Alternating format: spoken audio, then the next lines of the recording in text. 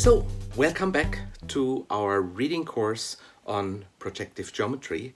We will now enter the first real chapter. Actually, it's chapter 2 in the book. It's about axioms.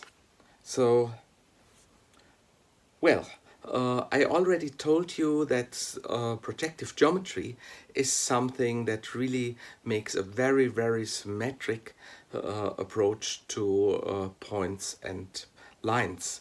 And we will now introduce an axiom system for projective geometry that makes things really symmetric. So a little overview of what you will see. There will be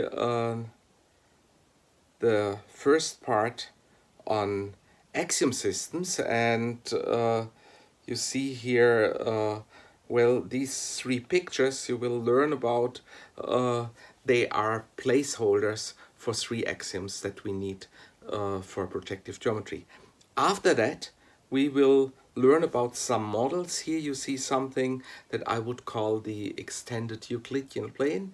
In the not too far future, you will learn what this exactly means. And in particular, I also want to show you some small objects, some objects that only consist of finitely many points and finitely many lines that satisfy the projective axioms.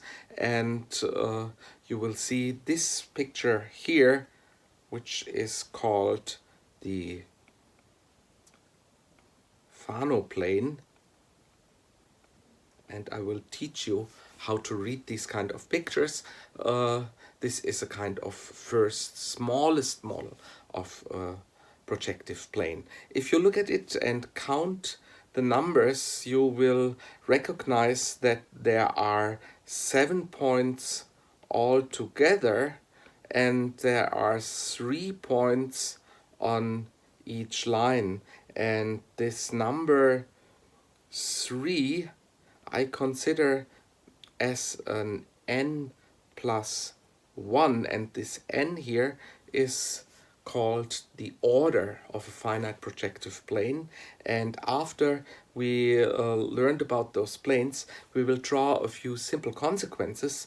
And one of the first consequences that we will meet is that this number of points here can be calculated as 4 plus 2 plus 1, which seems like a triviality, but in fact it is a general theorem sitting behind that.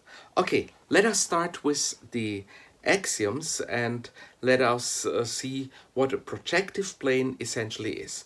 Little disclaimer, throughout this lecture we will mainly deal with planar situations, because planes in projective geometry are already very, very exciting objects, and only few things happen in higher dimensions that don't happen already, at least in a kind of mini version in the plane. Whenever there's something going on interesting in higher dimensions, I will have a little pointer to that. So now we will define what a projective plane is.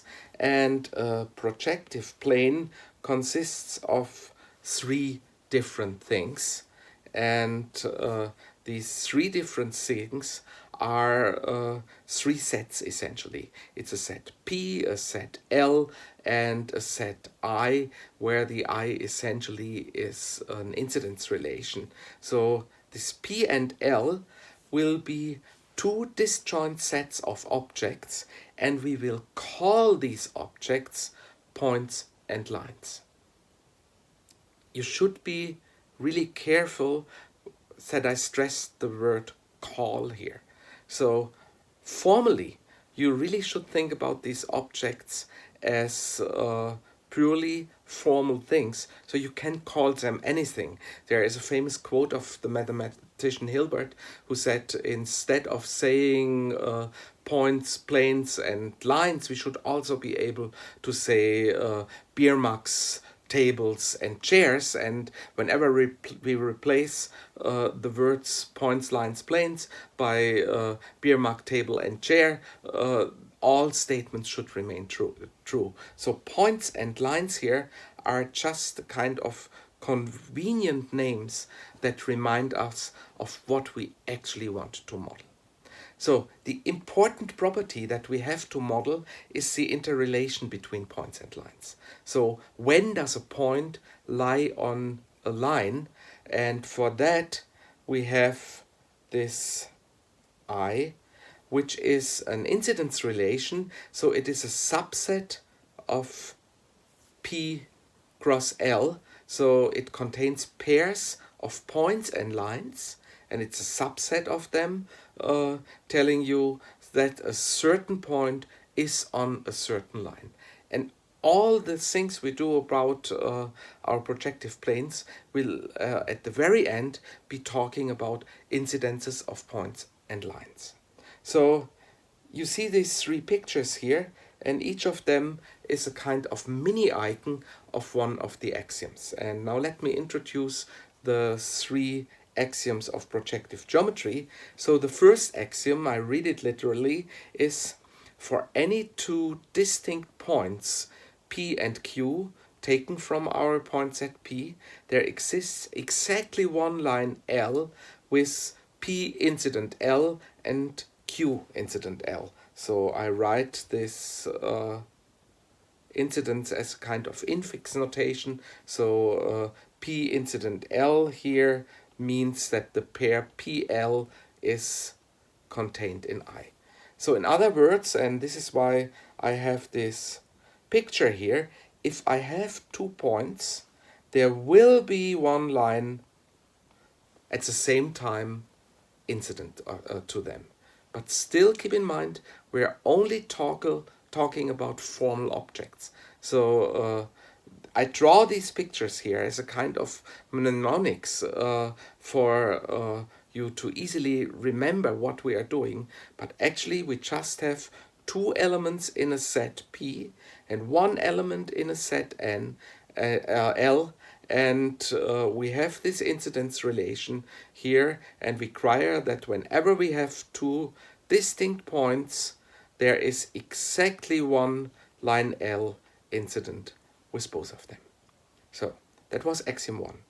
Axiom 2 is just the symmetric version of the same thing for lines. So whenever you have 2 lines, you require there's exactly 1 point of intersection. So let me read it. So for any 2 distinct lines, L and M, taken from our set, there exists exactly one point P with the incidence to both of the lines. So in a sense, we can speak, and let me introduce 2 concepts here. This unique line joining 2 points is called the join of the 2 points, and the unique point at the intersection of 2 lines is called the meet. So now we have an axiom 3, and this axiom 3 is a kind of richness axiom that tells you that certain degenerate things do not happen. So it tells you there are 4 points such that no 3 of them are incident to the same line. So there are 4 points that lie in a way such that no 3 of them are already on a line. And this excludes essentially several trivial cases that would prevent some other theorems to work nicely. We will see why this axiom is important in a minute. Just a side remark, it seems while A1 and A2 is completely symmetric, A3 breaks the symmetry. But as a matter of fact, this is not the case.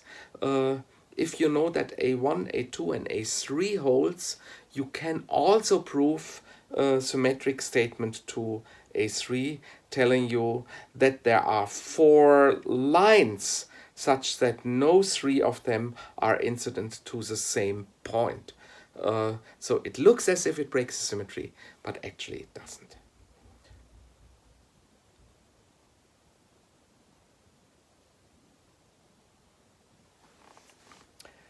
So, let me for a moment look at the three axioms and for a moment think about axiom A3 and what would happen if axiom A3 was not there. So if there is not this richness argument that we have here, but instead there is, well, say, the opposite of A3, some kind of non-richness argument. So what could happen is, for instance, the most trivial thing, that P and L are the empty sets. So if P and L is the empty set, A1 and A2 are satisfied trivially, because if you say for every point, for every pair of points taken from P, well, there is no pair of points you could take from P. So essentially the axiom A1 is satisfied trivially and A2 similarly. What else could happen? So for instance, if A3 is not satisfied, you could have just 1 point and no line at all. You could have 2 points, but if you have 2 points, then axiom A1 tells you you also need at least 1 line, but still this would satisfy A1 and A2, but not A3. Actually, it could happen that you have, for instance, a triangle, something like that. If you look at that,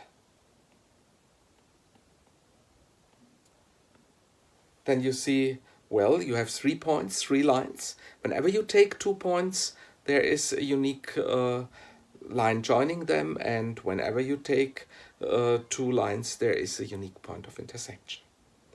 So what else could happen? Still, even a few more things can happen.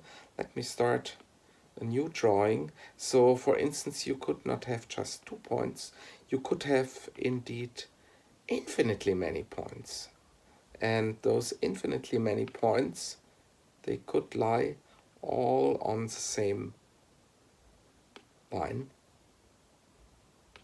So this still is a configuration of points and lines such that A1 is satisfied. Any pair of points that you take, this one and this one, has a unique line joining them. And any pair of lines, well, there is no pair of lines. Still, you could extend that. You could say there is still one more point outside. If there's one point of outside, I need all the lines by axiom 1 joining them to the other points. But if you look at that, this still satisfies axioms A1 and A2. Check it. Take any 2 lines, you will find a point of intersection. Take any 2 points, you will find a connecting line. But it violates axiom A3 because there are no 4 points that are, well, in such a kind of general position that we have here, that no 3 of them are collinear. So in a sense, what you see here is the biggest object that can be constructed with A1 and A2, but not A3. So these things are excluded, and we will see that this richness axiom that we have here will help us to prove a few important things. And this will conclude our first part about the axiomatics. In a second part, you will see first examples of interesting models for the projective geometry axioms. See you there.